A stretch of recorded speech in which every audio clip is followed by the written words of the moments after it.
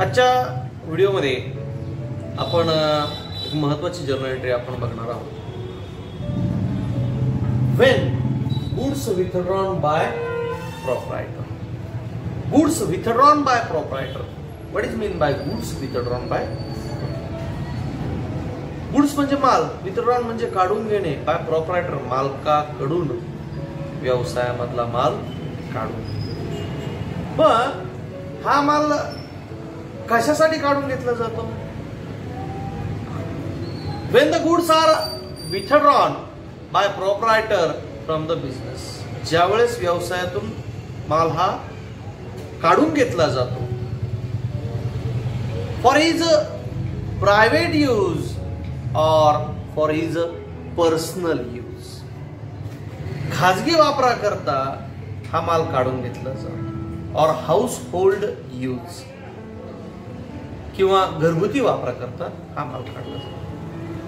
In such case drawings account.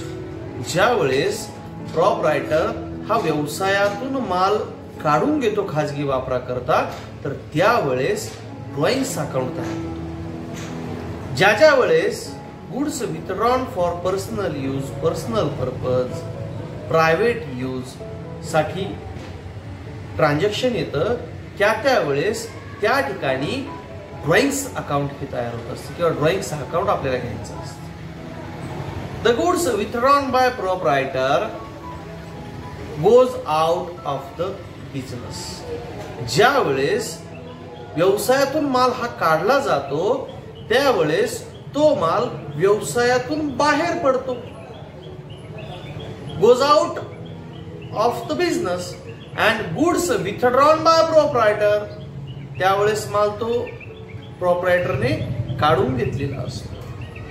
पण त्यावेळेस goods withdrawn by proprietor account हे तयार होत असतं.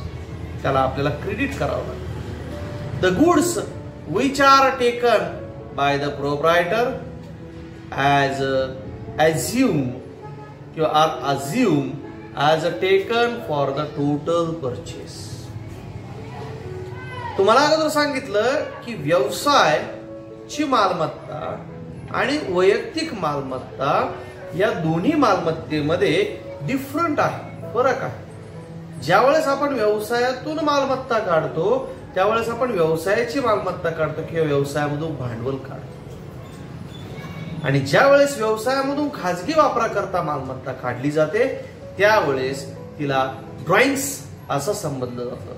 म्हणून goods withdrawn by proprietor for personal use, for private use, for household use, त्यावेळेस त्या ठिकाणी ड्रॉइंग्स अकाउंट हे तयार होत असतं. मग अशा वेळेस जर्नल एंट्री आपल्याला जर करायची म्हटलं, तर जर्नल एंट्री करत असताना मग Satish withdraw goods for personal use किंवा सतीश हा व्यवसायाचा प्रॉपरायटर आहे. मग या ठिकाणी आपण म्हणणार बिंग या ठिकाणी goods withdrawn bye proprietor for personal use आपण ज्या वेळेस म्हणतो, मग या ठिकाणी आपण म्हणणार सतीश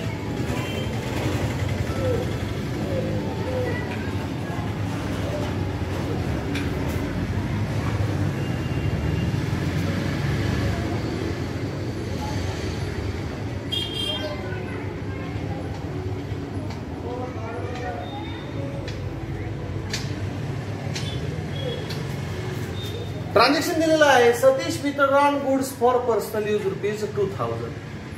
सतीशने व्यवसायामधून मालमत्ता काढली, 2000 रुपयाचा माल काढला. कशासाठी?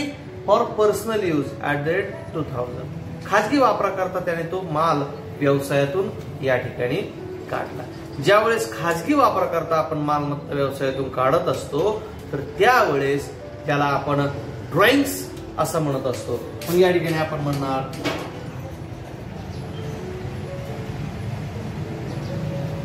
Drawings account debit 2000. खाजगी वापराकरता माल आपण काढला म्हणून drawings account debit 2000 to goods withdrawn by proprietor account.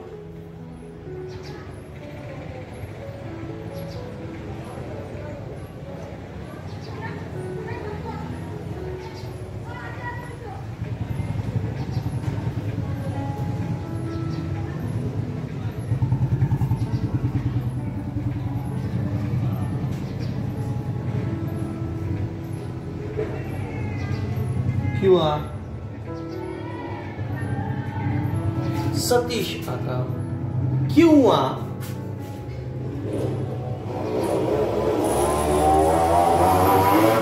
कारण या ठिकाणी सतीशने माल काढला, प्रॉपरायटरने माल काढला किंवा त्याने तो खरेदी करून घेतला असंही आपण संबोधू शकतो. नॅरेशन येणार बीइंग गुड्स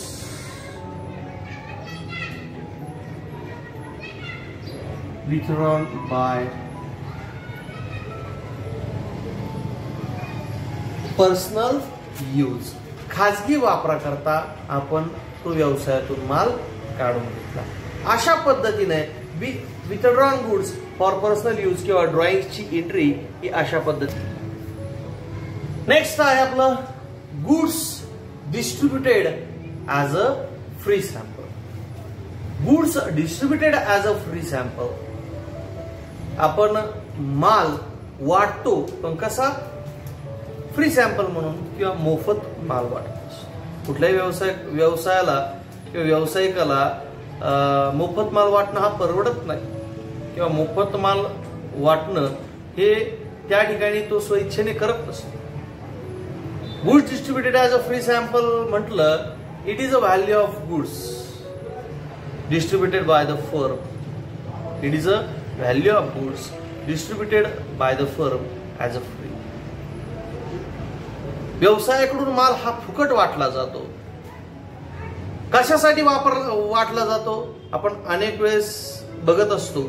दिवाळीच्या सीझन मध्ये, दसऱ्याच्या सीझन मध्ये किंवा सणावाराला बरेच विक्रेते काय करतात की समजा एखाद्या साबणीचा बॉक्स घेतला आपण की 4 साबणवर 1 साबण फ्री किंवा चहा पुड्यावर एखादा कप फ्री, एखादा पेन फ्री, एखादा टूथपेस्ट फ्री, एखादा brush free.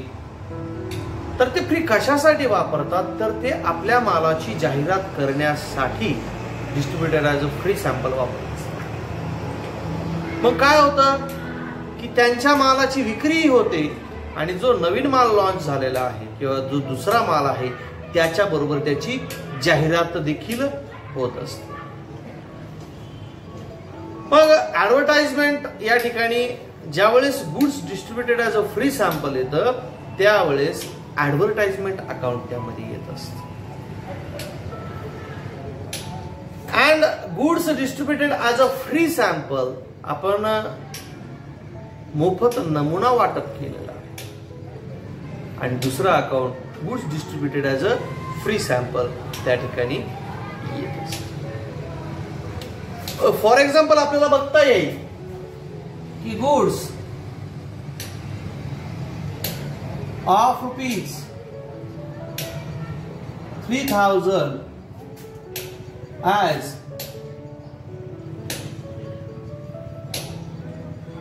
distributed as a free sample. Goods of rupees 3000 as a distributed as a free sample. Distributed as a free sample.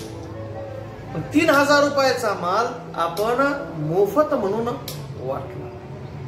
ज्या वेळेस आपण माल मोफत वाटतो तर तो कशासाठी वाटतो? तर तो आपला जाहिरात खर्च आहे किंवा जाहिरात म्हणून वाटत असतो. म्हणून या ठिकाणी पहिलं अकाउंट येत असतं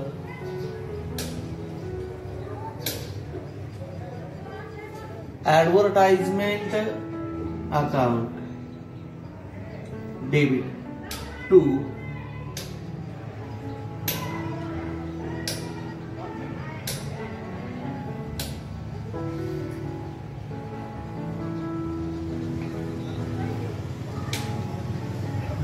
goods distributed as a free sample. Advertisement account debit to goods distributed as a free sample या ठिकाणी आपण म्हणत असतो. मग किती रुपयाचा माल वाटला आपण? 3000 रुपयाचा माल वाटला. 3000चा माल वाटला. Being goods. मग being goods distributed as a free sample.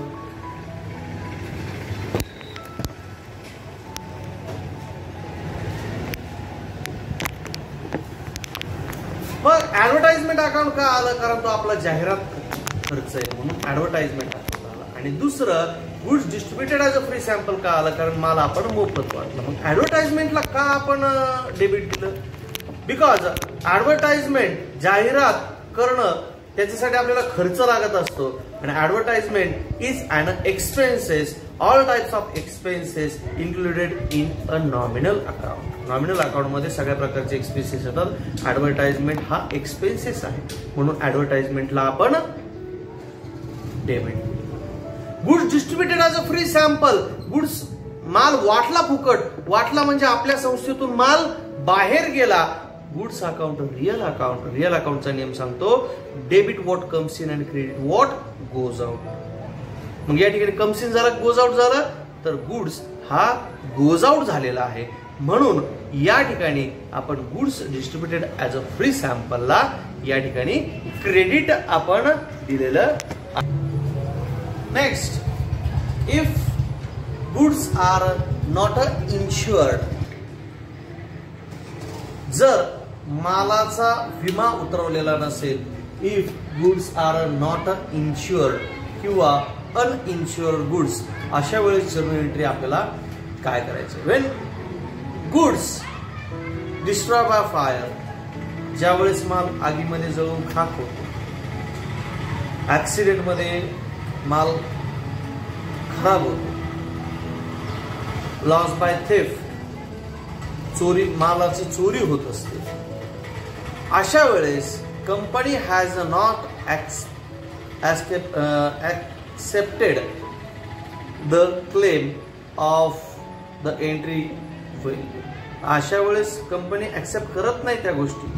जर आपण माल बोलवून घेतला किंवा आपण माल खरेदी केला परंतु त्याचा खरेदी करताना आपण इन्शुरन्स केला नाही, तर अशा वेळेस तो माल चोरीला गेला, जळून खाक झाला, ऍक्सिडेंट मध्ये खराब झाला, तर कंपनी त्याच्यावर कुठल्याही प्रकारची क्लेम ऍक्सेप्ट करत नाही.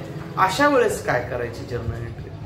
मग अशा वेळेस जर्नल एंट्री करत असताना तो माल कशा प्रकारे लॉस झाला, तो माल कशा प्रकारे लॉस झाला हेही महत्वाचं असतं. मग त्याच्यामध्ये loss by fire, loss by theft, loss by accident, कशा प्रकारे तो माल खराब झाला हे आपण त्या ठिकाणी मेन्शन करू शकतो. For example goods loss by fire, मग आपण जर्नल एंट्री करत असताना या ठिकाणी म्हणतो goods loss by fire rupees 3. माल आगीमध्ये जळून खाक झाला 3000 रुपयाचा, आपला इन्शुरन्स नाही, मग अशा वेळेस आपलं नुकसानच झालं. पण नुकसान कशा थ्रू झालं? लॉस बाय फायर, आगीमध्ये जळून खाक झाला, आगीमध्ये नुकसान झालं म्हणून तेच अकाउंट त्या ठिकाणी येणार. मग या ठिकाणी आपण म्हणणार loss by fire account debit. Loss by fire account debit का? तर all types of losses in nominal account. Nominal अकाउंटचा नियम काय सांगतो? Debit all expenses and losses. मग इथं लॉस बाय फायर दिलं, loss by theft, loss by accident,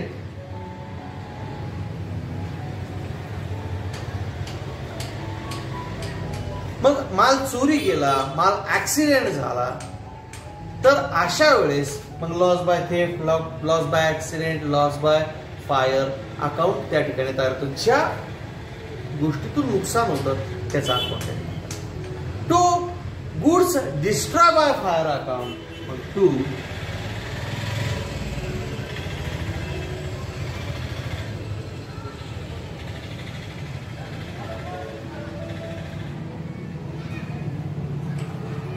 goods destroy by fire account. मग आगीमध्ये माल नष्ट झाला म्हणून नॅरेशन बीइंग गुड्स,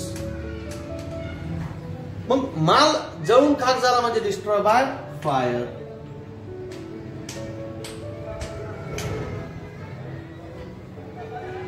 कितीचा? 3000 रुपयाचा. अशा पद्धतीने जर माल विमा न उतरवलेला माल, गुड्स आर नॉट इन्शुअर्ड, विमा न उतरवलेला माल किंवा अनइन्शुअर्ड माल जर आगीमध्ये जळून खाक झाला, चोरीला गेला किंवा ऍक्सिडेंट मध्ये खराब झाला तर त्याची journal entry loss by fire account, loss by theft account और loss by accident account, debit to goods destroy by fire account अशी होत असते. पुढे आहे इफ गुड्स आर इन्शुअर्ड, जर मालाचा विमा उतरवलेला असेल. आपला या ठिकाणी माल चोरीला गेला, माल जळाला, ऍक्सिडेंट मध्ये माल खराब झाला, परंतु तो जर माल इन्शुअर्ड केलेला असेल, त्याचा विमा उतरवलेला असेल, इन्शुरन्स उतरवलेला असेल, so it a full claim of admitted by insurance company, आणि त्याचा पूर्ण क्लेम आपल्याला इन्शुरन्स कंपनीवर ऍडमिट करते. दॅन द एंट्री, अशा वेळेस एंट्री काय होणार? मग समजा तेच उदाहरण घेतलं आपण, गुड्स लॉस बाय फायर ₹3000, किंवा मग या ठिकाणी म्हणणार इन्शुअर्ड,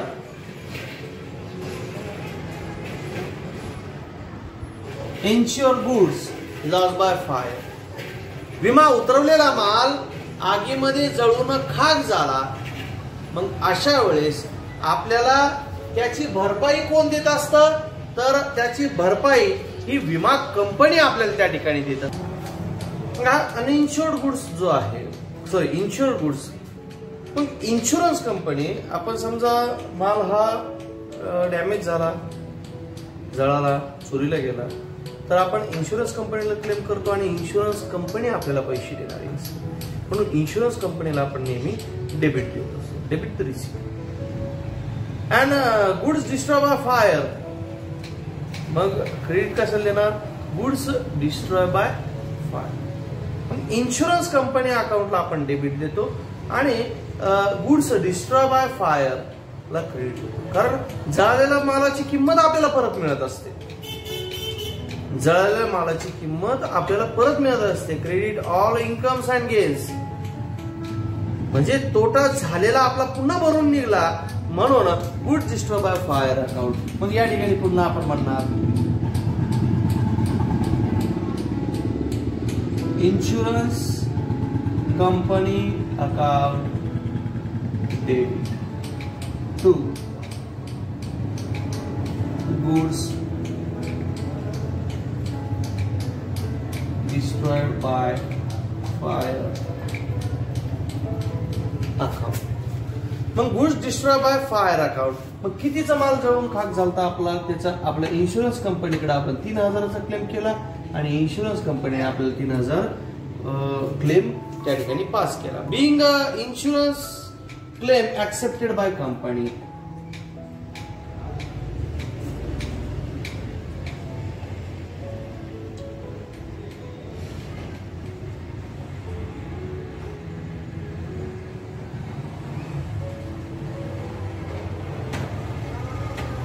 ऍक्सेप्टेड बाय कंपनी. अशा पद्धतीने हे इन्शुअर्ड गुड्स ची ऍडजस्टमेंट आपल्याला या ठिकाणी सोडवता येईल. आता पुढची जर्नल एंट्री जी आहे ती याच्याशी संबंधितच आहे. If the claim is partly admitted by, if the claim is partly admitted by insurance company. आता या सिच्युएशन मध्ये काय परिस्थिती होत असते? आपण आपल्या मालाची इन्शुरन्स उतरवत असतो आणि आपल्या मालाचा इन्शुरन्स उतरवल्यानंतर मग आपल्या मालाचा आपण 10,000 रुपयाचा इन्शुरन्स उतरवत असतो आणि त्या ठिकाणी आपला माल ट्रान्झिट किंवा ट्रान्सपोर्ट मध्ये खराब झाला, जळून खाक झाला, चोरी गेला, नुकसान झाली. आणि कधी कधी काय होतं की इन्शुरन्स कंपनी आपल्याला पूर्णच्या पूर्ण क्लेम देत नाही. 10,000चा माल आपला खराब झाला किंवा जळाला, त्याच्यापैकी कंपनी म्हणते 2-3 हजार रुपयाचा तुमचा माल चांगला आहे, किंवा या मालाची व्हॅल्युएशन नुसार तुम्हाला क्लेम पूर्ण पास होणार नाही, अनेक अडचणी इन्शुरन्स क्लेम पास होताना येत असतात. मग अशा वेळेस कंपनी काय करते की claim partly admitted by the company. अगोदरच्या जर्नल एंट्रीमध्ये फुल क्लेम पास केला कंपनी. आता कंपनी काय करणार, पार्टली ऍडमिटेड क्लेम म्हणजे अर्धाच क्लेम किंवा काही भागच कंपनी त्या ठिकाणी आपल्याला देत असते किंवा भरपाई अर्धीच भरपाई आपल्याला देत असते. मग फॉर एक्झाम्पल आपण उदाहरण घेतलं, गुड्स लॉस बाय फायर. माल आगीमध्ये जळून खाक झाला 3,000 रुपयाचा, but insurance company admitted claim ₹1,500. परंतु इन्शुरन्स कंपनीने 1,500 रुपयेच क्लेम ऍडमिट करून घेतला, 1,500 रुपयेच आपल्याला क्लेम त्या ठिकाणी दिला. मग काय होतं याच्यामध्ये, आपल्याला 1,500 रुपये कंपनी देते, एकूण 3,000चा लॉस झाला आपला. ओके, मग हा जो लॉस झाला आपला, समजा 3,000 रुपयाचा आपला लॉस झाला, लॉस बाय फायर. कंपनीने 1,500 रुपये क्लेम ऍडमिट आणि 1,500 रुपये आपला लॉस. म्हणजे 3,000चा माल जळाला, 1,500च भरपाई मिळाली. मग 3,000 पैकी 1,500 रुपये भरपाई मिळाली म्हणजे 1,500 रुपये आपला तोटा झाला. मग यावेळेस जर्नल एंट्री काय होणार, आपण भरपाई इन्शुरन्स कंपनीकडून घेतली म्हणून या ठिकाणी येणार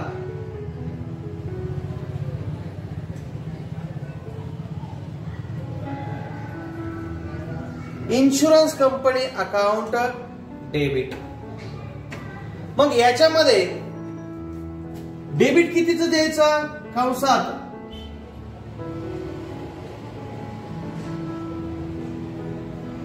जेवढा इन्शुरन्स कंपनीने क्लेम ऍडमिट केला किंवा ऍक्सेप्ट केला तेवढंच डेबिट द्यायचं, म्हणजे 1,500.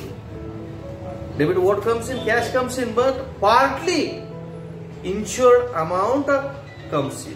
मग देन अशा वेळेस आपल्याला पार्टली पेमेंट त्या ठिकाणी रिसिव्ड होत असतं. मग हे पार्टली पेमेंट रिसिव्ड झाल्यानंतर आपण तेवढंच डेबिट देणार. त्याच्यानंतर loss by fire.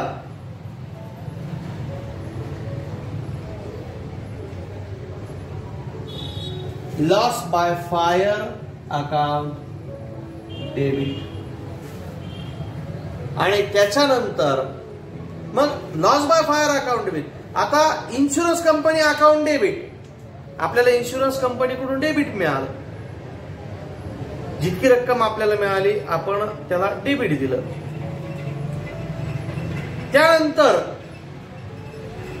Loss by fire account debit. Loss by fire म्हणजे आपलं नुकसान आहे, लॉस झालेला आहे, म्हणजे आपण त्या ठिकाणी नॉमिनल अकाउंटच्या नियमानुसार लॉस बाय फायरलाही डेबिट देणार.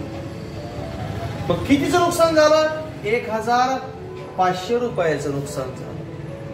आणि 3 नंबरला येणार to goods destroy by fire account, त्याला आपण क्रेडिट देणार टू गुड्स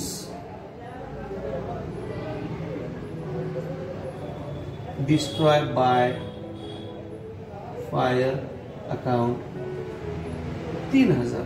मग या ठिकाणी म्हणणार आपण नॅरेशन लिहिताना being goods destroy by fire,